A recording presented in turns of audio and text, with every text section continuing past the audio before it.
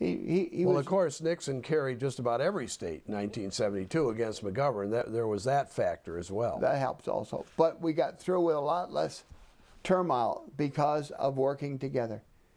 And that will lead into another major subject we'll talk about, I'm sure, when you're ready. Well, let me ask you this. 1970, which is between 68 and 72, and we've already talked about it to a certain extent with the Lenore Romney candidacy, but that was the year that Milliken, who had become governor because George Romney went to the Nixon administration in Washington as Housing and Urban Development Secretary, was running for a full term for the first time. Milliken was, yes. Milliken was running. Romney had left, and Milliken had been the governor, acting governor, whatever you want to call it, for 2 years, 69, 70, with no lieutenant governor, because he'd been the lieutenant governor, and he had to pick a running mate. And what about Jim Brickley? Where did he come from? How important was that to Milliken in the fall of 1970? What do you remember about that race? Because by that time, you, Bill McLaughlin, you're party chairman. Ellie Peterson has gone to Washington with the National Republican Committee, and you were the party chairman. In, I want to say, 1967. I'm guessing, but I think it was maybe it was 1969, but I think it's 67. Ellie Peterson, Joyce Braithwaite, and I came to Detroit and met with a guy by the name of Jim Brickley. Jim Brickley had been a Detroit City Council person. I believe he was also U.S. Attorney. And he was Assistant U.S. Attorney under Bill Cahalan. That's right. He was Assistant U.S. Attorney. And we talked to him about trying to run for office.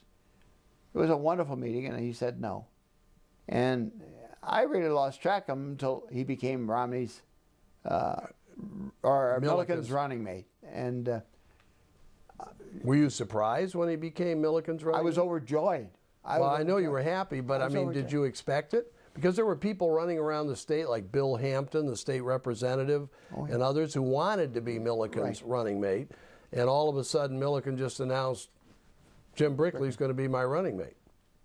I have no recollections of it. I don't know if I knew in advance or not, but I was overjoyed because I had a great admiration for him. I remember Jim Brickley when he was on the city council. So what do you remember about that campaign in 1970? Obviously, it didn't go well for Lenore Romney against Phil Hart. It was not a good year for the Republicans. It was a good Democratic year, but Bill Milliken survived against the Democratic nominee, a state senator named Sander Levin.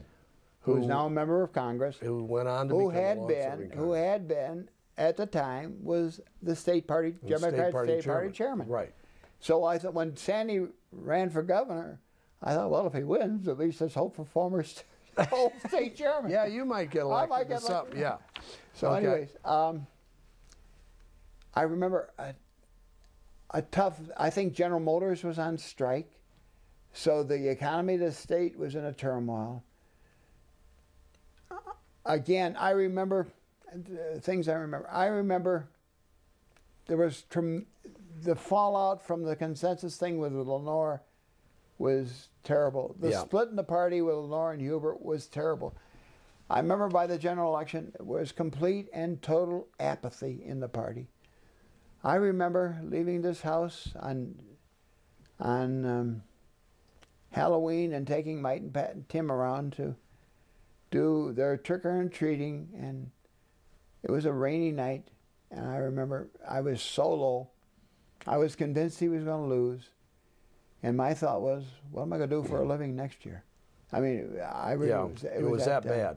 Oh, well, one issue, let me just, now, okay, go ahead, you go ahead. No, I was going to say, and then to dupe it all, that we had a bizarre case of electionitis in Detroit, where George Edwards, a former Democratic legislator, I believe, was the county clerk. He was introducing punch card balloting, which in effect is the early form of computer ballot voting. It's supposed to be a really high-tech innovation. High-tech. It was so high-tech that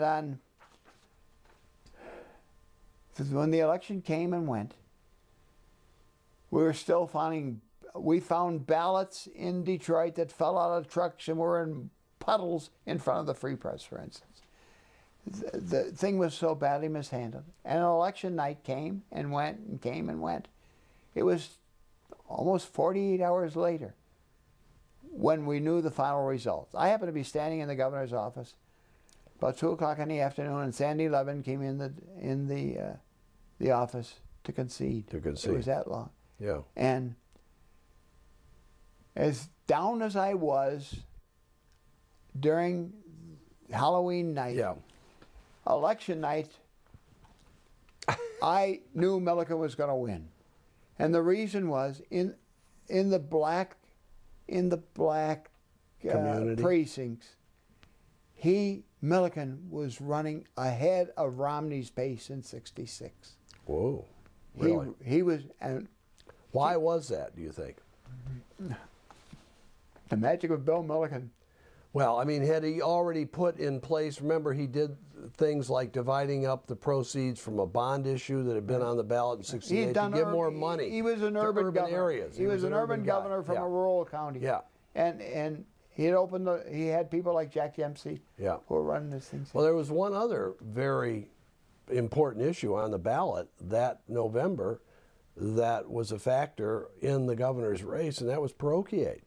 That's right. Remember parochiate? Yes, I had where forgotten all about that. Milliken Sure. backed parochiate. Right. And he did tremendously well in many Roman Catholic precincts that ordinarily were Democratic. Right. And remember, Levin opposed parochiate. Right. And then he waffled at the end. And the MEA, the Michigan Education Association of Teachers Union, which had supported Levin, got very unhappy with Levin at getting weak-kneed, at sticking to his guns. And so Milliken looked like a guy of principle who at least really stood for something. And of course, anybody, not just Roman Catholics, but the Christian Reform community in West Michigan, everybody else who wanted to save private schools, they were all for Milliken. And so he won by about 44,000 Bill, you votes. just hit the magic of Bill Milliken. He was principled. Mm-hmm. Yep. It was that simple. But Keith Mullen and I kept seeing these results come in, and we said, he's going to win. And our thing was, you got to know the territory. And while everything else looked gloom, we saw in the key precincts that we had, he was running ahead in many areas that he needed to, ahead of Romney in '66. Right, right. And if you're running ahead of Romney in Detroit, you knew you were going to get a Wayne County vote that was going to be big. Absolutely. Absolutely. And so Milliken survives. You have the George Edwards punch card voting fiasco. What about after that? Nixon is still president. You've got legislative reapportionment coming up in 1971, 72, that kind of thing. And congressional redistricting. Yeah. Was now a one-man, one-vote. The Democrats, frankly, had all the computers and all the staff they needed from Solidarity House that was doing their district. We had no staff. At the office, and here I brought all the stuff home, and I remember over Easter, I brought home the one adding machine we had in the party headquarters, and I sat in my den downstairs and worked out a plan. I didn't find out later, until much later, when I was ridiculed in court, that the adding machine I had was not accurate.